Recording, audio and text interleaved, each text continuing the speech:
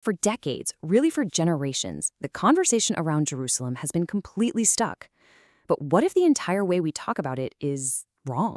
Today, we're going to dig into a pretty radical proposal called the Jerusalem Project, and it suggests that to find a way forward, we have to change the fundamental question we're all asking. So the project says the number one problem is how the whole conflict is framed.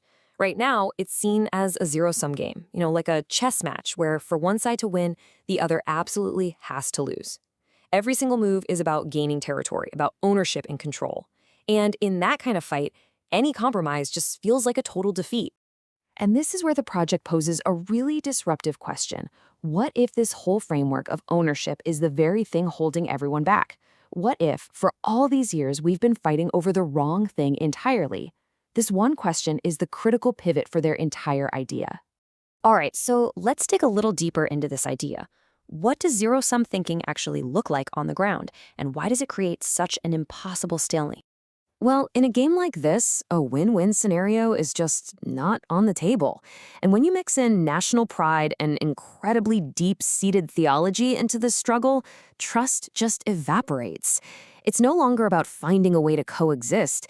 It becomes a bitter fight for absolute control, where giving up even an inch feels like losing a mile. Okay, so if ownership is the problem, how in the world do you break that deadlock? The project's answer is actually a single, really powerful shift in thinking, from ownership to stewardship.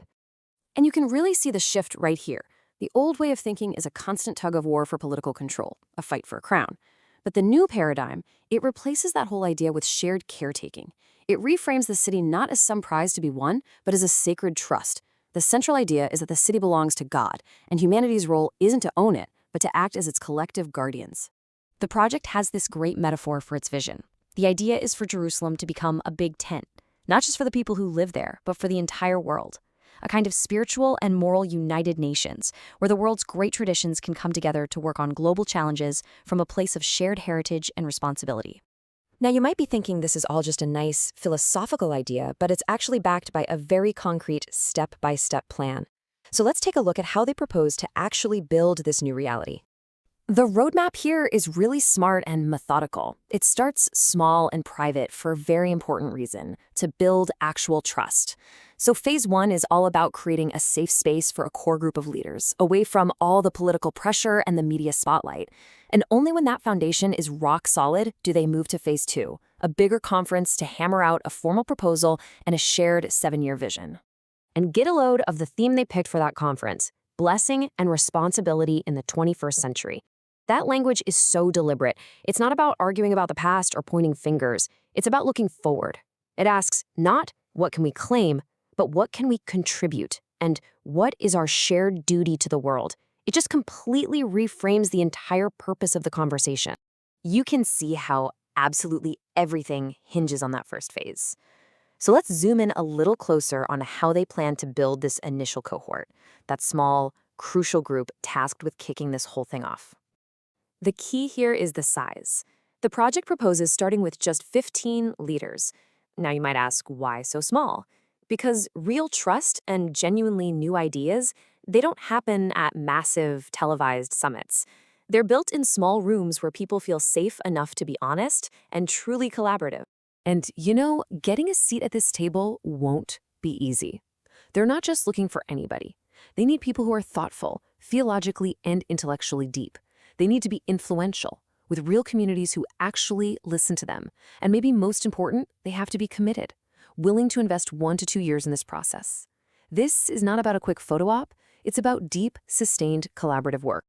And just to show this isn't all theoretical, the document actually lists the kinds of leaders and partners they're targeting.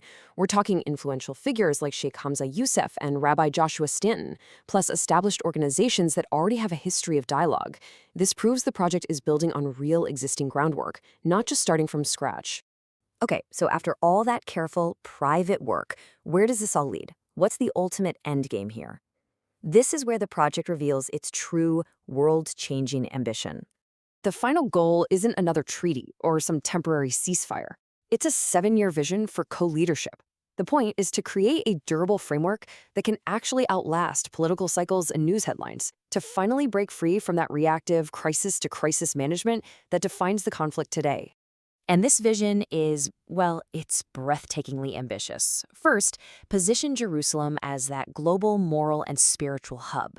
Then, from there, use that unique platform to tackle what the project calls the world's polycrisis, that tangled mess of social, political, and environmental issues that no one country can solve on its own. The ultimate goal? To turn a global flashpoint into a source of stability that could last for centuries. So, at the end of the day, the Jerusalem Project is a massive bet on the power of a single idea that changing our words can actually change our world. It leaves us with a really fundamental question. In a conflict this deep and this painful, is it possible that the most powerful weapon for peace isn't a treaty or a wall, but a completely new story?